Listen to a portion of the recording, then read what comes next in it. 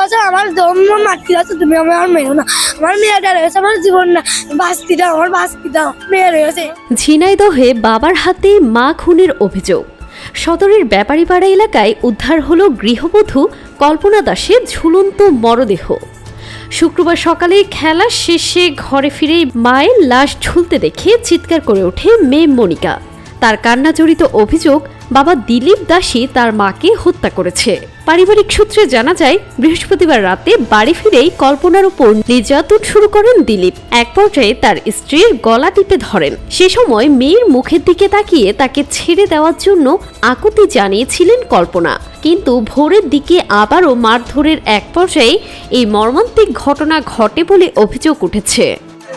আমার বাবা সারাদিন সারা রাত ঘরে বসতো না, মারতো। এবার আমার বাবা আজকে রাত্রিরে এসেছিল, এবার কি করেছিল, ঠাস করে গালে চর মেরে গলা টিপ মেরে মেরে দিয়েছে। আমি ওই এসেছিলাম, বাবার নাম দিলীপ। গলা টিপ চাম বলতে চাইনা দাও, ভোরে মারেছে, রাত্রি বেড়েছে, মাতৃ মাতৃ।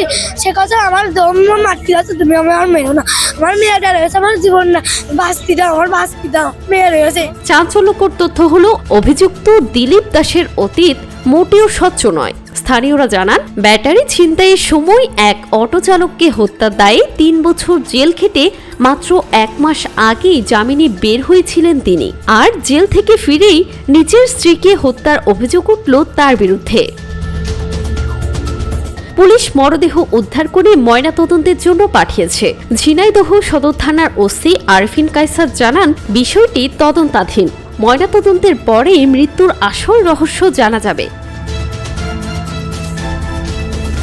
Jannatul Tahsin, desk report, daily সকালবেলা।